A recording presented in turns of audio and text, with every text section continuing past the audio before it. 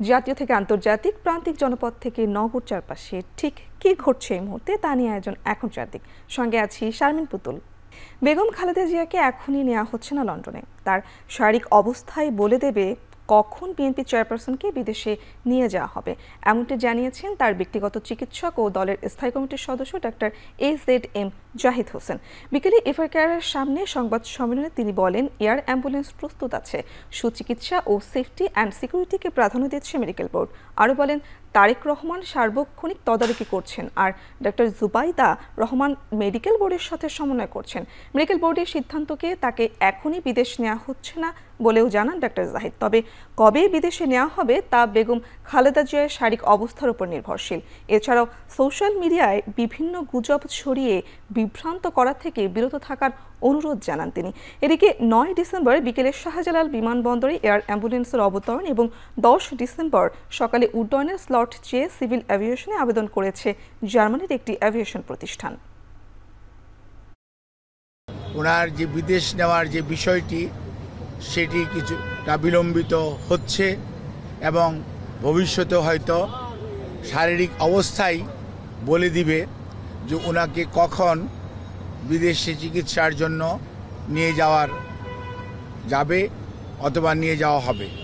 কাজেই এখন আমাদের মেডিকেল অ্যাম্বুলেন্স সবসময়ই প্রস্তুত আছে, কিন্তু প্রস্তুত থাকলেও সর্বোচ্চ পর্যায়ে দেশনেত্রী বেগম খালেদা জিয়ার সুচিকিৎসা এবং ওনার সেফটি অ্যান্ড সিকিউরিটি অর্থাৎ চিকিৎসাগত দিক থেকে এইটি অত্যন্ত প্রাধান্য পাচ্ছে সর্বত্রই।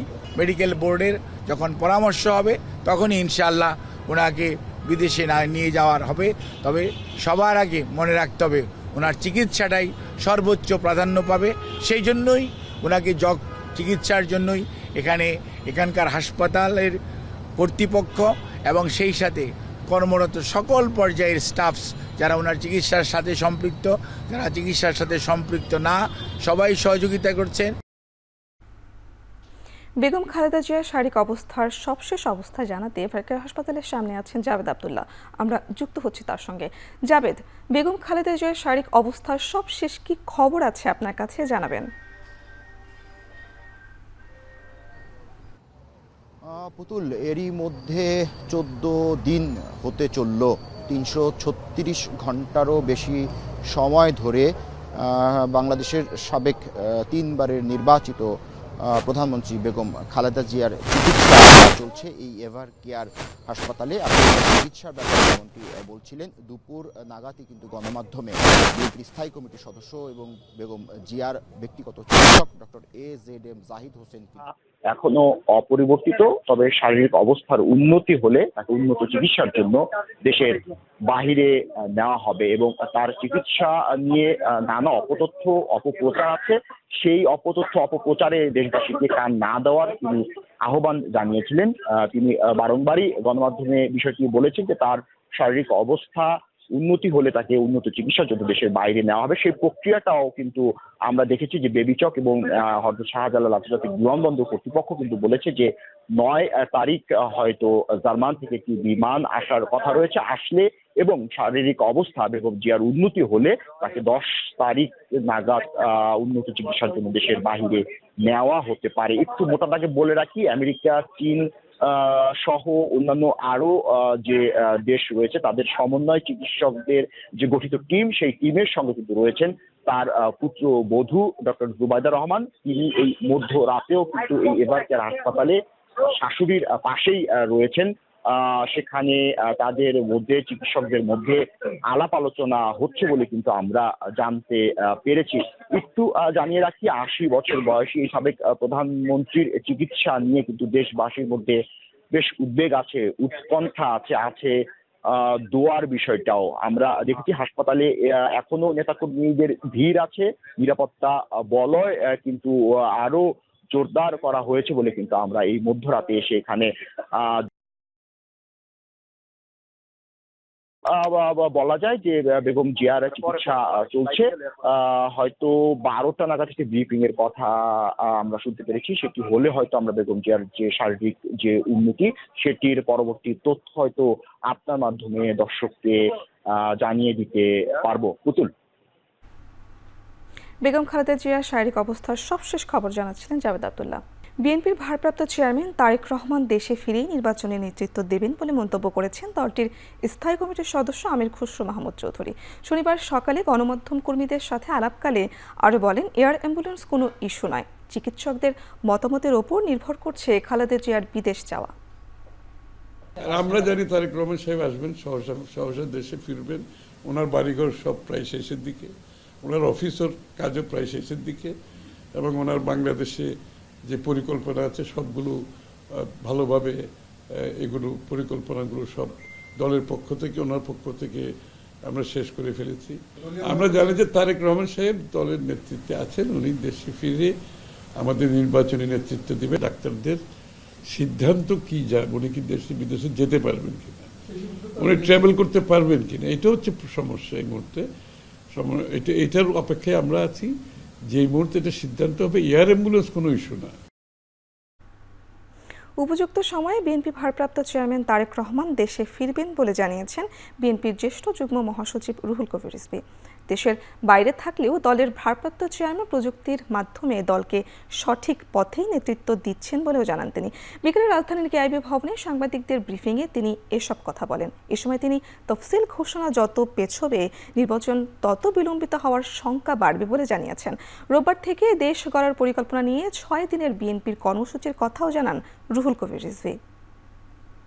দলের ভারপ্রাপ্ত চেয়ারম্যান অত্যন্ত জনবান্ধব একজন রাজনীতিবিদ এবং প্রতিটি মুহূর্তে প্রতিটি সময়ে দূরে থাকলেও আজকে প্রযুক্তির মাধ্যমে তৃণমূল থেকে জাতীয় পর্যায় পর্যন্ত তিনি সবসময় কথা বলছেন, তত্ত্বাবধান করছেন, খেয়াল রাখছেন, এই কাজগুলো করছেন। উনি জনগণের প্রতি ওনার যে দায়িত্ব এবং অঙ্গীকার সেই অনুযায়ী তিনি যখন মনে করবেন সব কিছু মিলিয়ে যখন মনে করবেন তিনি তখনই আসবেন এবং জনগণের নেতৃত্ব দিবেন। এইখানে কোনো কুণ্ঠা নেই, এখানে কোনো ধরনের ব্যত্যয় নেই।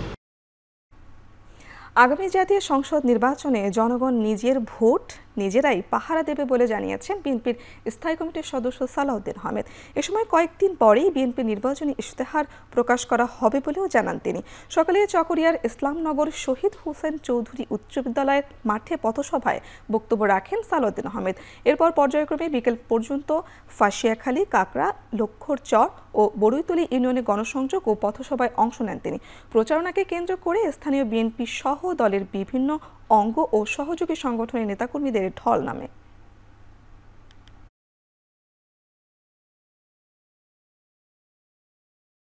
বিএনপির নির্বাচন ইশতেহার হবে এই দেশের একটি মৌলিক গণতান্ত্রিক সংস্কারকে লক্ষ্য রেখে। যে ইশতেহার হবে এদেশের বিএনপির নির্বাচনী ইশতেহার হবে এদেশের গণমানুষের মুক্তি, অর্থনৈতিক মুক্তিকে লক্ষ্য রেখে। সেই ইশতেহার যদি আপনারা সমর্থন করেন, ধানের শীষের পক্ষে ভোট দেন, বাংলাদেশের পক্ষে ভোট দেন, গণতন্ত্রের পক্ষে ভোট দেন, ইনশাআল্লাহ আমরা ইশতেহার বাস্তবায়নের মধ্য দিয়ে বাংলাদেশের গণমানুষের অর্থনৈতিক মুক্তি, গণতান্ত্রিক মুক্তি কায়েম করব। যেসব রাজনৈতিক দল সংস্কার, জুলাই সনদ বাস্তবায়ন ও নির্বাচন চায় না, তাদের দেশের জনগণ বয়কট করবে বলে মন্তব্য করেছেন জামায়াতে ইসলামের আমির ডক্টর শফিকুর রহমান। সিলেটের সরকারি আলিয়া মাদ্রাসা মাঠে 8 দলের সমাবেশে তিনি আরও বলেন, দেশের সম্পদ লুট করে ফ্যাসিস্টরা পালিয়েছে ঠিকই, কিন্তু ফ্যাসিস্টদের ছায়া এখনো যায়নি। ফ্যাসিজমের কালো ছায়া বাংলাদেশ থেকে যায়নি। একদল যে অপকর্ম করে চলে গিয়েছে, আরেক দল বাংলাদেশে সেই অপকর্মের দায়িত্ব নিয়েছে। গণভোটেও প্রথমে রাজি ছিল না, তারপরে ধাক্কাই ধুক্কাইয়া সেই গণভোট একদিনেই হতে হবে তা তারা বাধ্য করেছে সরকারকে। এখন আবার কোথাও কোথাও আমরা ক্ষীণ সুর শুনতে পাচ্ছি, যারা এতদিন নির্বাচনের জন্য নির্বাচন করে জনগণকে বেহুশ করে তুলেছিল, এখন তারা ভিন্ন সুরে কেউ কেউ কথা বলতে শুরু করেছে। নির্বাচনে যে প্রার্থীর পরাজয়ের সম্ভাবনা আছে তারা বিশৃঙ্খলা সৃষ্টি করতে পারে। এ সময় সুষ্ঠু নির্বাচনের মাধ্যমে সরকার পরিচালনার দায়িত্ব হস্তান্তর করার আশাবাদ ব্যক্ত করেন পররাষ্ট্র উপদেষ্টা মোহাম্মদ তৌহিদ হোসেন। সকালে রংপুর জেলা প্রশাসকের কার্যালয়ে সফরে তৃতীয় দিনে কর্মকর্তাদের সঙ্গে মতবিনিময় সভায় এসব কথা বলেন তিনি। কিন্তু সবসময় বলছেন যে এটা একটা আদর্শ নির্বাচন হতে হবে, যেটা থেকে কারো কোনো কমপ্লেন থাকবে না, এবং সেক্ষেত্রে আইন শৃঙ্খলাটা খুব গুরুত্বপূর্ণ। কারণ যেই ক্যান্ডিডেটের হারার সম্ভাবনা, তিনি কিন্তু সবসময় গণ্ডগোল সৃষ্টি করার চেষ্টা করতে পারেন, এটা মনে রাখতে হবে। সেটা মনে রেখেই আমি আশা করি যে যথেষ্ট ব্যবস্থা নেওয়া হবে।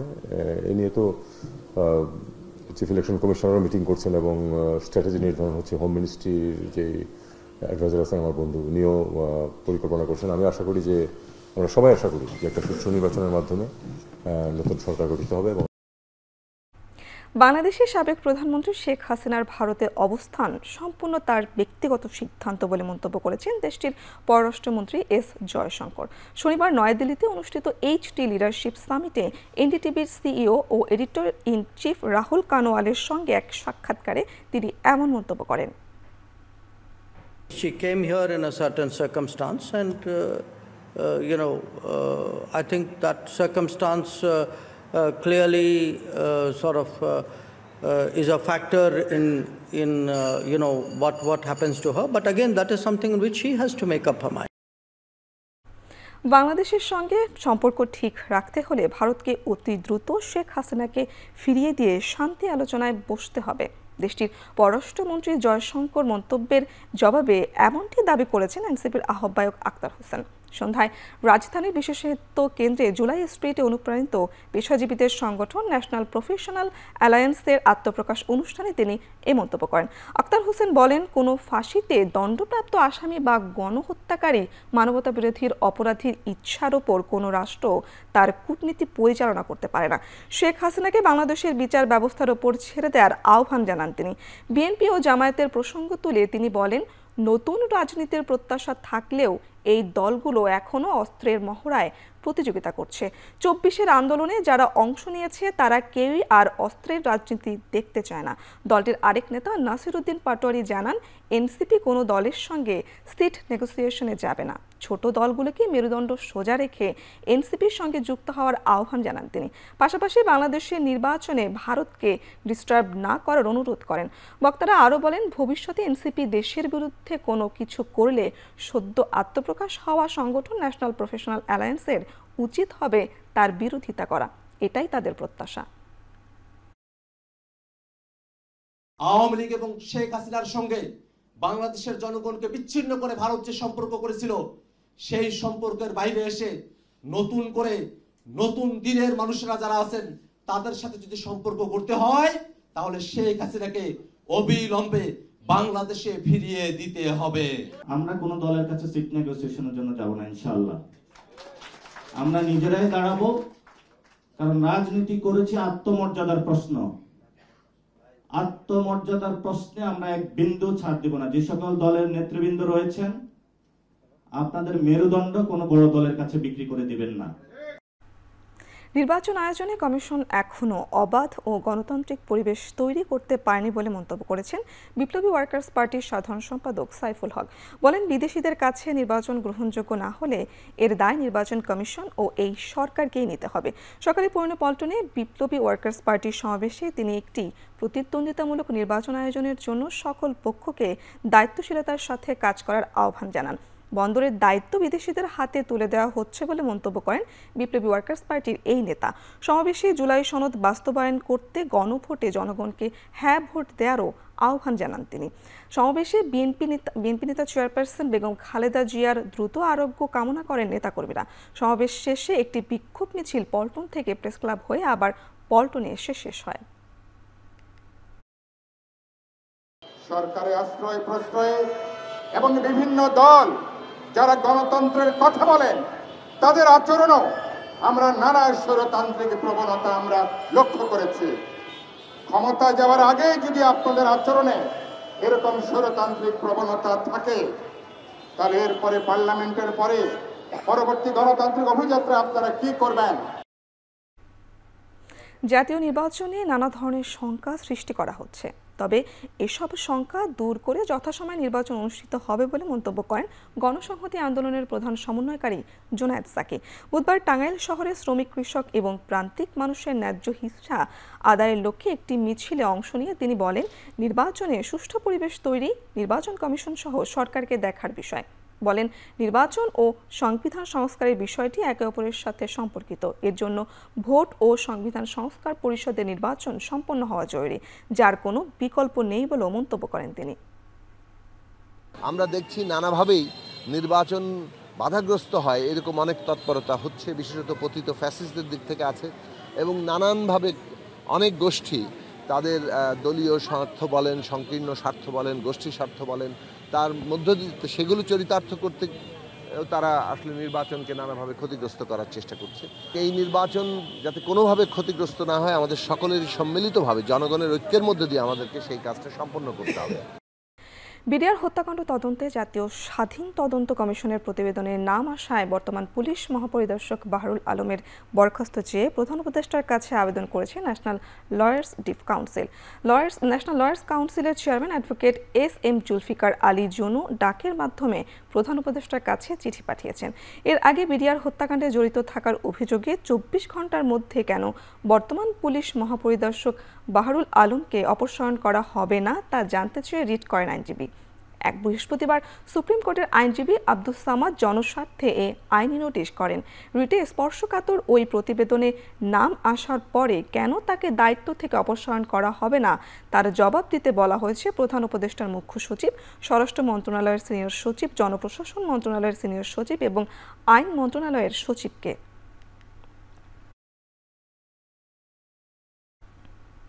হত্যা, বাকশাল কায়েম, গণতন্ত্রের পথ রুদ্ধ করা এবং দমন নিপীড়নের দায় যারাই বহন করেছে তাদের সবাইকে আইনের আওতায় আনার দাবি জানিয়েছে মঞ্চ 24 ও জাগ্রত জুলাই।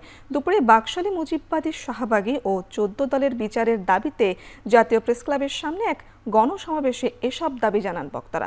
সমাবেশে জনগণের বিরুদ্ধে দাঁড়ানোর দলগুলোর বিচার না হলে দেশের আইনি ব্যবস্থা অর্থহীন হয়ে পড়বে বলে মন্তব্য করেন সাবেক সেনা কর্মকর্তা লেফটেন্যান্ট কর্নেল হাসিনুর রহমান। এছাড়াও ভারত ও আওয়ামী লীগকে কোনোভাবেই ছাড় না দেওয়ার আহ্বান জানান নুরুল হুদা ডিউক। আর মঞ্চ 2024-এর আহ্বায়ক ফাহিম ফারুকী নির্বাচনের আগেই অন্তর্বর্তী সরকারকেই আওয়ামী লীগের শাসনামলে সংঘটিত সকল গুম, খুন, হত্যার বিচার করতে আহ্বান জানান।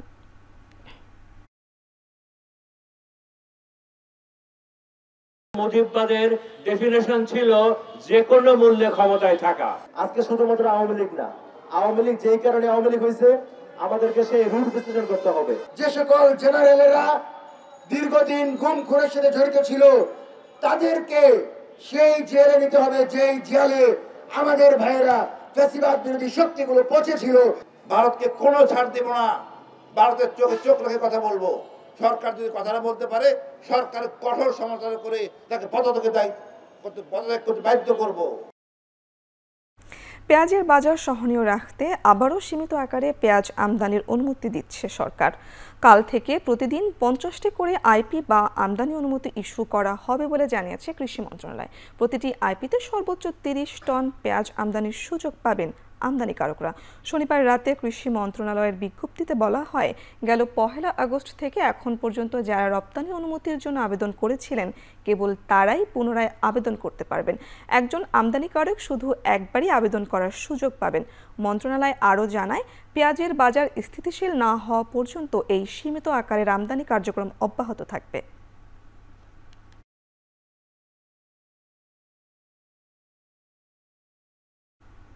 চিনি কলগুলো লাভজনক করতে হলে দেশি বিদেশি বিনিয়োগের প্রয়োজন। মিলগুলোতে উৎপাদিত চিনি যতদিন গোডাউনে মজুত আছে ততদিন কোনো চিনি আমদানি করা হবে না বলে জানিয়েছেন শিল্প উপদেষ্টা আদিলুর রহমান খান। সকালে নাটোরের উত্তরা গণভবন এবং সুগার মিল পরিদর্শন শেষে এসব কথা বলেন তিনি। চিনি কলগুলোকে ভর্তুকি দিয়ে চালানো সম্ভব না বলেও জানান শিল্প উপদেষ্টা। টিসিবি রিডাকশনে দিচ্ছে, লাভের জায়গাটাতে আরেকটু কাজ করতে হবে, কারণ আমাদের এখানে শুধুমাত্র ভর্তুকি দিয়ে চালানো সম্ভব না। আমাদের এখানে যেটা লাগবে সেটা হচ্ছে ইনভেস্টমেন্ট, লোকাল এবং ফরেন। চিনি আপাতত আমদানি বন্ধ, কারণ বাংলাদেশের চিনি কলের চিনি যা জমা হয়ে আছে এটা আগে বিক্রি হবে, টিসিবির মাধ্যমে আমরা বিক্রি করছি। কমার্শিয়াল আদালত বাস্তবায়ন হলে বিনিয়োগ বান্ধব দেশ হিসেবে বাংলাদেশের অবস্থান আরও সুসংহত হবে বলে মন্তব্য করেছেন প্রধান বিচারপতি ডক্টর সৈয়দ রেফাত আহমেদ। চট্টগ্রামে কমার্শিয়াল কোর্ট চালু উপলক্ষে মতবিনিময় সভায় একথা জানান প্রধান বিচারপতি। ব্যবসায়িক বিরোধ নিষ্পত্তিতে ঢাকা ও চট্টগ্রামে শীঘ্রই চালু হবে এই আদালত। বাংলাদেশে কমার্শিয়াল কোর্টকে সহযোগিতায় অস্ট্রেলিয়া এবং ইউএনডিপির মধ্যে সমঝোতা হয়েছে। এ সময় ইইউ এর বাংলাদেশ প্রধান, বিভিন্ন দেশের দূতাবাসের বাণিজ্যিক প্রতিনিধি ও ব্যবসায়ী নেতারা উপস্থিত ছিলেন। এ সময় আদালত চালু হলে বিনিয়োগকারীদের আস্থাও বাড়বে বলেও জানান বক্তারা। Consultations with the Bangladesh Investment Development Authority or BIDA and expert reviews by commercial law specialists and business stakeholders. The European Union notably provided valuable technical advisory support at the right time. বিদেশের সাথে অনেক arbitration হয়, সেটা ঢাকা গিয়ে সময় কিল হয়, matter হয়। চট্টগ্রাম বাণিজ্যিক রাজধানী দীর্ঘদিন পরে হলেও অন্তত একটা বড় আশা জাগিয়েছে আমাদের। ঢাকা বিশ্ববিদ্যালয়ের 2025-26 শিক্ষাবর্ষের ব্যবসায় শিক্ষা ইউনিটের ভর্তি পরীক্ষা অনুষ্ঠিত হয়েছে আজ। সকাল 11টায় শুরু হয়ে দুপুর 12:30 পর্যন্ত পরীক্ষা চলে। এবার প্রতি আসনে প্রতিযোগিতা করেছে 32 জনেরও বেশি। ঢাকা বিশ্ববিদ্যালয় ক্যাম্পাসের পাশাপাশি ঢাকার বাইরে চট্টগ্রাম বিশ্ববিদ্যালয়, রাজশাহী বিশ্ববিদ্যালয়, খুলনা বিশ্ববিদ্যালয় এবং রংপুর বেগম রোকেয়া বিশ্ববিদ্যালয় সহ 4টি কেন্দ্রে একযোগে পরীক্ষা অনুষ্ঠিত হয়। ব্যবসায় শিক্ষা ইউনিটের 1050টি আসনের বিপরীতে আবেদন করেছে 34,062 জন ভর্তি ইচ্ছুক। কেন্দ্র পরিদর্শন শেষে উপাচার্য জানান, বিশ্ববিদ্যালয় প্রশাসন বৈষম্যের বিরুদ্ধে এবং মেধার পক্ষে। ইংলিশটা মোটামুটি ভালো ইজি আসছে, বাট অ্যাকাউন্টিংটা একটু হার্ড হয়েছে। কোশ্চেন ভালোই ছিল, ইংলিশটা একটু টাফ ছিল। মোটামুটি ভালো ছিল, এতটা ইজি ছিল এরকমও না, বা এতটা হার্ড ছিল এরকমও না। আমরা শিক্ষার্থীদের সুবিধা বিবেচনা করে বিকেন্দ্রীভূত ব্যবস্থায় এই ভর্তি পরীক্ষার আয়োজন করেছি, আপনারা এটা জানেন। এবার আমাদের 1050টি আসন আছে এবং 34,062 জন এই আসনের জন্য ভর্তি পরীক্ষায় অংশ নিচ্ছে। খুলনায় বিএনপি চেয়ারপারসন বেগম খালেদা জিয়ার সুস্থতা কামনায় দোয়া মাহফিল অনুষ্ঠিত হয়েছে। শনিবার বিকেলে সাচি বুনিয়ার মোড়ে এসব কর্মসূচির আয়োজন করা হয়। দোয়া মাহফিলে অংশগ্রহণ করেন বিএনপি নেতা ও খুলনা 1 আসনের মনোনয়ন প্রত্যাশী জিয়াউর রহমান পাপলু। দোয়া মাহফিলে বক্তারা বেগম খালেদা জিয়ার রাজনৈতিক সংগ্রামের কথা তুলে ধরেন ও সুস্থতা কামনা করেন। একই সময়ে বিএনপি নেতা জিয়াউর রহমান পাপলুকে দেয়া মনোনয়ন দাবিতে গণমিছিল ও করা হয়। বিএনপি নেতা ও মনোনয়ন প্রত্যাশীদের জিয়াউর রহমান পাপলু তার অনুসারীদের নিয়ে গণমিছিল করেন। এর আগে গত 4 ডিসেম্বর নতুন করে 36টি আসনে প্রার্থী ঘোষণা করে বিএনপি। তারপর থেকেই নানাভাবে মনোনয়নের জন্য দাবি জানায় পাপলুর অনুসারী ও স্থানীয়রা।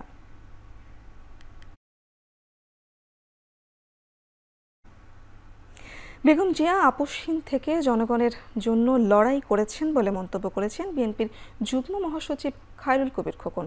শনিবার সন্ধ্যায় Narsingdi chamber of commerce and ইন্ডাস্ট্রির আয়োজনে খালেদা জিয়ার সুস্থতা কামনায় অনুষ্ঠিত মিলাদ ও দোয়া মাহফিলে এই মন্তব্য করেন তিনি। মিলাদ মাহফিলের সভাপতিত্ব করেন চেম্বার অব কমার্সের প্রেসিডেন্ট রাশিদুল হাসান রিন্টু। অনুষ্ঠানে খায়রুল কবির খোকন বলেন, দেশে ন্যায় বিচার ও গণতন্ত্র প্রতিষ্ঠা হচ্ছে, আর বেগম জিয়া সারা জীবন গণতন্ত্রের জন্য লড়াই করে আজ জীবন মৃত্যুর সন্ধিক্ষণে রয়েছে। দেশ বিদেশের মানুষ তার সুস্থতা কামনা করছেন বলেও মন্তব্য করেন তিনি। মিলাদ ও দোয়া মাহফিলে বড়বাজার বণিক সমিতি, মাধবদী ও নরসিংদী চেম্বার ব্যবসায়ীরা উপস্থিত ছিলেন। বেগম খালেদা জিয়া যদি আপোষ করতেন তাহলে বিলাসবহুল জীবনযাপন করতেন, কিন্তু তিনি আপোষ করেন নাই। তিনি যে জীবন বিপন্ন করে আজকে তিনি করেছেন, আজকে জীবন মৃত্যুর সন্ধিক্ষণে তার আজকে মুমূর্ষু অবস্থায় তিনি রয়েছেন। বন্যপ্রাণী রক্ষায় মানুষ আগের চেয়ে বেশি সচেতন হয়েছে। তরুণ প্রজন্ম এগিয়ে আসায় তা সম্ভব হয়েছে বলে মন্তব্য করেছেন পরিবেশ, বন ও জলবায়ু বিষয়ক উপদেষ্টা সৈয়দ রিজওয়ানা হাসান। শনিবার সকালে আগারগাঁও বন ভবনে বন্যপ্রাণী, বন ও জীববৈচিত্র্য সংরক্ষণ কাজে নিয়োজিত স্বেচ্ছাসেবক এবং স্বেচ্ছাসেবী সংগঠনের প্রতিনিধিদের সাথে মতবিনিময় সভায় তিনি এই কথা বলেন।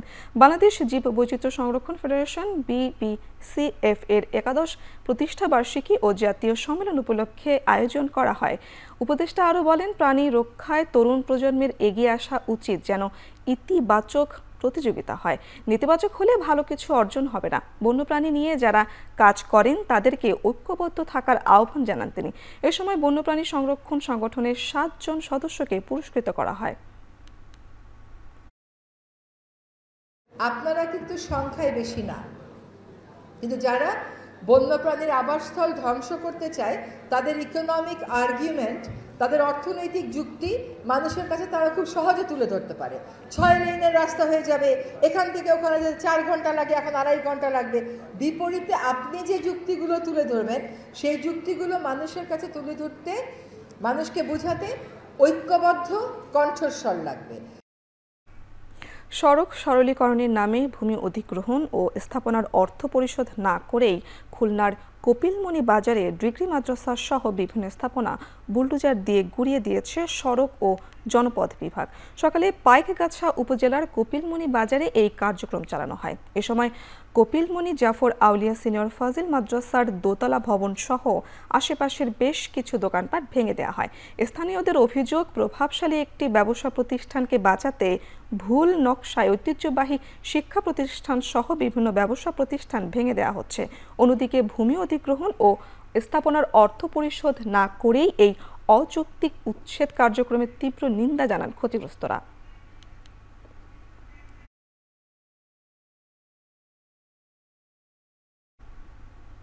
গাজীপুরের শ্রীপুরে ময়মনসিংহ থেকে আসা বলাকা কমিউটার ট্রেনের ইঞ্জিন বিকল হয়ে ট্রেন চলাচল বন্ধ হয়ে যায়। প্রায় 2.5 ঘন্টা পর এই রুটে ট্রেন চলাচল স্বাভাবিক হয়। শনিবার বিকেলে জেলার 7 খামাইর রেল স্টেশনে এই দুর্ঘটনা ঘটে। যাত্রীরা জানান, ঢাকাগামী বলাকা কমিউটার ট্রেন শ্রীপুরের কাউরিদ স্টেশন ছাড়াই মাত্র ট্রেনের ইঞ্জিনে বিকট শব্দ হয়। এরপরই ট্রেনের গতি কমে গিয়ে ইঞ্জিনে থাকা মোবিল ছড়িয়ে ছিটিয়ে পড়তে থাকে। এক পর্যায়ে চালক ট্রেনটি থামিয়ে দেন। এই ঘটনায় স্টেশন মাস্টার জানায়, বিকেলে ইঞ্জিনের কারণে ময়মনসিংহ ও ঢাকা ট্রেন যোগাযোগ বন্ধ থাকলেও বিকেলে ইঞ্জিন সারিয়ে নিয়ে আবার ট্রেন চলাচল স্বাভাবিক হয়।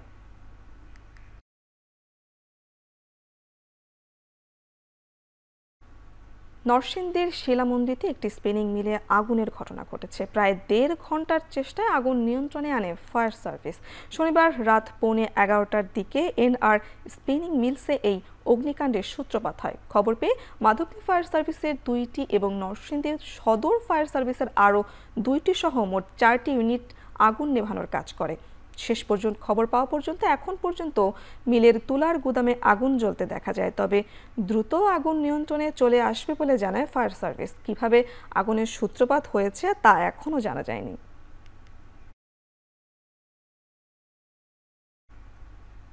রাজধানীর আগারগাঁয়ে একটি বাসায় গ্যাস লাইনের লিকেজ থেকে বিস্ফোরণে একই পরিবারের নারী ও শিশুসহ 6 জন দগ্ধের ঘটনায় 3 জনকে ভর্তি রেখে বাকি 3 জনকে প্রাথমিক চিকিৎসা দেওয়া হয়েছে। তবে ভর্তি থাকা একজনের অবস্থা আশঙ্কাজনক বলে জানিয়েছে ঢাকা মেডিকেল কলেজ বার্ন হাসপাতালের ইউনিট আবাসিক সার্জন মোহাম্মদ হারুনুর রশিদ। ভর্তি হওয়া বাকি 2 জনের মধ্যে একজন প্রসূতি, অন্যজন 50 বছর বয়সী পুরুষ, যার 12% পুড়ে গেছে বলেও জানান সংশ্লিষ্ট হাসপাতালের আবাসিক সার্জন। জানা যায়, আগারগাঁয়ে পাকা মার্কেটের ইসলামিক ফাউন্ডেশনের বাম পাশে একটি বাসায় থাকতেন এই পরিবার। ভোর 4:30টার দিকে হঠাৎ গ্যাস লাইনে বিস্ফোরণ ঘটে। দগ্ধরা সবাই ঘুমন্ত অবস্থায় ছিলেন। উপমহাদেশের কসমেটিক্স ও স্কিন কেয়ার পণ্যের প্রদর্শনী কসমোপ্রোফ ভারত 2025-এ অংশ নিয়েছে দেশের শীর্ষ কসমেটিক্স ও skin care technology giant company remark LLC ইউএস-এর অ্যাফিলিয়েটেড রিমার্ক HP লিমিটেড। এবারের প্রদর্শনীতে রিমার্ক তাদের বাংলাদেশে উৎপাদিত আন্তর্জাতিক পণ্যগুলোর প্রদর্শনী করেছে। কয়েকদিন ধরে ভারতের মুম্বাইয়ে জিও ওয়ার্ল্ড কনভেনশন সেন্টারে জেসমিন হলে চলছে কসমেটিক্স ও স্কিন কেয়ার পণ্যের প্রদর্শনী। আজই শেষ হলো এই আয়োজন। ইতালি, ব্রাজিল, কোরিয়া, জার্মানি সহ 20টি বেশি দেশের 8 শতাধিক গ্লোবাল ব্র্যান্ড এতে অংশ নেয়। কসমেটিক্স শিল্পের সঙ্গে জড়িত 10,000 প্রতিনিধি ও 5 লাখ দর্শনার্থীর সমাগম ঘটে এবারের প্রদর্শনীতে।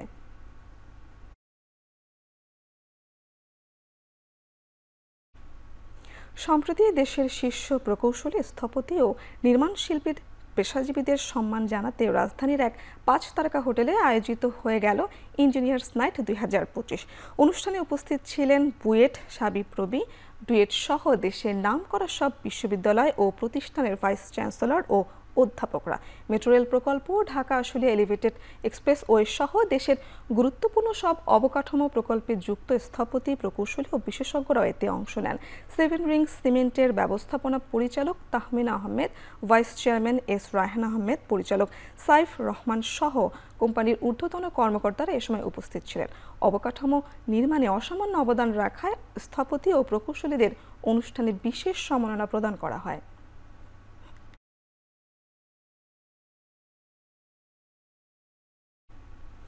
অতীশ দীপঙ্কর বিজ্ঞান ও প্রযুক্তি বিশ্ববিদ্যালয়ের সমাবর্তন অনুষ্ঠিত হয়েছে। বাংলাদেশ চীন মৈত্রী সম্মেলন কেন্দ্রে সমাবর্তনে প্রধান অতিথি হিসেবে উপস্থিত ছিলেন বিশ্ববিদ্যালয় মঞ্জুরি কমিশনের chairman professor doctor SM.A. Faiz. এবারের সমাবর্তনে 2326 জন শিক্ষার্থীকে গ্রাজুয়েশন প্রদান করা হয়। এছাড়া 6 জনকে চ্যান্সেলর্স অ্যাওয়ার্ড, 5 জনকে BOT চেয়ারম্যানস অ্যাওয়ার্ড এবং 16 জন শিক্ষার্থীকে দেওয়া হয় vice chancellor award. Masters degree প্রদান ছাড়াও 27 শিক্ষার্থীকে দেওয়া হয় বিশেষ অ্যাওয়ার্ড। UGC এর চেয়ারম্যান শিক্ষার্থীদের হাতে সার্টিফিকেট ও মেডেল তুলে দেন। অতীশ দীপঙ্কর বিজ্ঞান ও প্রযুক্তি বিশ্ববিদ্যালয় বোর্ড অব ট্রাস্টিজের চেয়ারম্যান M. শামসুল আলম লিটন এবং বিশ্ববিদ্যালয়ের উপাচার্য অধ্যাপক মোহাম্মদ জাহাঙ্গীর আলম সমাবর্তনে বক্তব্য রাখেন। ভয়াবহ দাবানলের কবলে অস্ট্রেলিয়ার নিউ সাউথ ওয়েলসের বিভিন্ন এলাকা। আগুনে পুড়ে গেছে ঘরবাড়ি ও হাজার হাজার হেক্টর জমি। কর্তৃপক্ষ জানায় শনিবার নিউ সাউথ ওয়েলসের 70টিরও বেশি স্থান দাবানলে পড়েছে। এর মধ্যে সবচেয়ে বেশি ক্ষতিগ্রস্ত হয়েছে রাজ্যটির আপার হান্টার এলাকা। শুধু এই স্থানটিতেই পড়েছে প্রায় 10,000 হেক্টর জমি। দাবানলের সময় প্রদেশটিতে 42 ডিগ্রি সেলসিয়াস তাপমাত্রা রেকর্ড করা হয়। এদিকে ক্ষতিগ্রস্তদের নিরাপদ স্থানে সরাতে কাজ শুরু করেছে কর্তৃপক্ষ। পাশাপাশি অঞ্চল জুড়ে জারি করা হয়েছে দুর্যোগ সতর্কতা।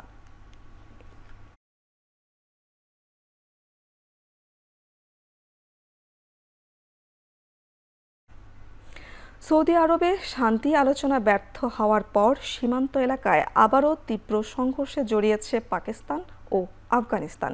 এতে 4 বেসামরিক নাগরিক নিহত হয়েছে বলে দাবি আফগানিস্তানের। শুক্রবার গভীর রাতে সীমান্ত এলাকায় শুরু হয় গোলাগুলি। সামাজিক মাধ্যম এক্সের এক পোস্টে আফগানিস্তানের তালেবান সরকারের মুখপাত্র জবিউল্লাহ মুজাহিদ জানায়, দেশটির কান্দাহার প্রদেশের স্পিন বোলদাক শহরের দিকে হামলা শুরু করে পাকিস্তানি বাহিনী, যার পাল্টা জবাব দেয় আফগানিস্তান সেনারাও। এদিকে পাকিস্তানের প্রধানমন্ত্রী শেহবাজ শরীফের এক মুখপাত্রের দাবি, কোনো উস্কানি ছাড়াই চলমান সীমান্তে গুলি চালিয়েছে আফগানিস্তান। টানা 2 ঘন্টা ধরে চলে সংঘর্ষ। 2021 সালে আফগানিস্তানে তালেবান সরকার ক্ষমতায় ফেরার পর থেকেই পাকিস্তান আফগানিস্তানের সম্পর্কের অবনতি শুরু হয়। যুক্তরাষ্ট্রে জন্মগ্রহণকারী শিশুর সাংবিধানিক নাগরিক অধিকার আছে কিনা সে বিষয়ে সিদ্ধান্ত দেবে মার্কিন সুপ্রিম কোর্ট। গেল জানুয়ারিতে দ্বিতীয় মেয়াদে ক্ষমতা গ্রহণের পর যুক্তরাষ্ট্রে জন্মসূত্রে নাগরিকত্বের অধিকার বাতিল করতে একটি নির্বাহী আদেশে সই করেন ডোনাল্ড ট্রাম্প। তার সেই আদেশ একাধিকবার মার্কিন নিম্ন আদালতে খারিজ করা হয়। এবার এ বিষয়ে চূড়ান্ত দেবে দেশটির সর্বোচ্চ আদালত। তবে কোর্টে শুনানি শুরুর তারিখ এখনও নির্ধারণ হয়নি। আদালতের রায়ের ঘোষণা আসতে কয়েক মাস সময় লেগে যেতে পারে। তবে আদালতের সিদ্ধান্ত যাই হোক না কেন, ট্রাম্পের কঠোর অভিবাসন নীতি মার্কিন নাগরিকত্ব পাওয়ার ক্ষেত্রে বড় প্রভাব ফেলবে।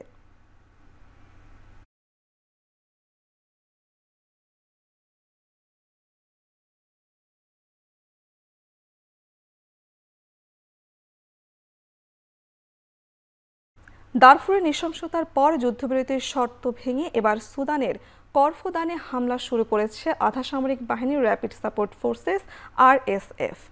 দক্ষিণ করদোফনের কিন্ডারগার্টেন হাসপাতাল ও ঘনবসতিপূর্ণ এলাকায় আরএসএফের আত্মঘাতী ড্রোন হামলার শুক্রবার পর্যন্ত প্রাণ গেছে ৪৩ শিশুসহ ৭৯ বেসামরিক নাগরিকের। ইউনিসেফ বলছে নিহত শিশুদের অনেকেরই বয়স ৫ থেকে ৭ বছরের মধ্যে। আন্তর্জাতিক শিশু অধিকার আইনে এই হামলার তদন্তের দাবি সংস্থাটির। আর জাতিসংঘ বলছে চলমান এই হামলা বন্ধ না হলে আরেকটি আল ফাশারে পরিণত হবে করদোফান। এদিকে নভেম্বরে যুদ্ধবিরতিতে টিকিয়ে রাখার বদলে অঞ্চল দখল বেদখলের পথে হাঁটায় সুদানের সেনাবাহিনী ও আধা সামরিক আরএসএফের ওপর বিস্তৃত পরিসরে নিষেধাজ্ঞা আরোপের হুঁশিয়ারি দিয়েছে যুক্তরাষ্ট্র। আর ট্রাম্পের প্রতিনিধি দুই পক্ষের মধ্যে একটি শান্তি চুক্তি করতে ব্যর্থ হওয়ায় মধ্যস্থতাকারী হিসেবে একটি বৈঠকের প্রস্তুতি নিয়েছে নরওয়ে। ভারতের ঐতিহাসিক বাবরি মসজিদের আদলে পশ্চিমবঙ্গের মুর্শিদাবাদে মসজিদের ভিত্তিপ্রস্তর স্থাপনকে কেন্দ্র করে থমথমে পরিস্থিতি। জেলা জুড়ে নেওয়া হয়েছে কঠোর নিরাপত্তা ব্যবস্থা। স্থানীয় সংবাদ মাধ্যমের খবর, পশ্চিমবঙ্গের ক্ষমতাসীন তৃণমূল কংগ্রেসের মুর্শিদাবাদ ভারতপুর আসনের বহিষ্কৃত বিধায়ক হুমায়ুন কবির জেলার বেলডাঙ্গায় মসজিদটি নির্মাণের ঘোষণা দেন। বলেন, উত্তরপ্রদেশের অযোধ্যায় ১৯৯২ সালে গুড়িয়ে দেয়া বাবরি মসজিদ স্মরণে নির্মাণ হবে পশ্চিমবঙ্গের নতুন মসজিদটি। এ নিয়ে উত্তেজনার জেরে ৪,০০০-এর বেশি পুলিশ মোতায়েন করা হয়েছে জেলার বিভিন্ন অংশে। হুমায়ুন কবিরকে ভারতের কেন্দ্রীয় ক্ষমতাসীন বিজেপির চর আখ্যা দিয়েছে তার দল তৃণমূল কংগ্রেস। বলা হয়, পশ্চিমবঙ্গে শান্তি ও সাম্প্রদায়িক সহাবস্থান রক্ষায় রাজ্য সরকারের চেষ্টার পথে বাধা হুমায়ুনের এই পদক্ষেপ। আয়ারল্যান্ড সিরিজ শেষ হলেও অবসর নেই সোহান সাহিবদের। জাতীয় ক্রিকেট স্টেডিয়ামে অফ সাইড জোনে ব্যাট করার বিশেষ অনুশীলনে লম্বা সময় কাটিয়েছেন তারা। অনুশীলন নিবিড়ভাবে পর্যবেক্ষণ করছেন head coach Phil Simmons, senior সহকারী কোচ সালাউদ্দিন ও আয়ারল্যান্ড সিরিজেই কোচ হিসেবে নিয়োগ পাওয়া মোহাম্মদ আশরাফুল। সাম্প্রতিক সময়ে টাইগার ব্যাটারদের অন সাইডে খেলার প্রবণতা বেশ দৃষ্টিকটুভাবে ফুটে উঠেছে। পাশাপাশি প্রতিপক্ষ বোলারদেরও সহজ শিকারে পরিণত হচ্ছেন সোহান ও জাকেররা। তাই বিপিএলের ক্যাম্পেইন শুরুর আগে ঐচ্ছিক অনুশীলনেও বেশ সিরিয়াস টাইগার ব্যাটাররা।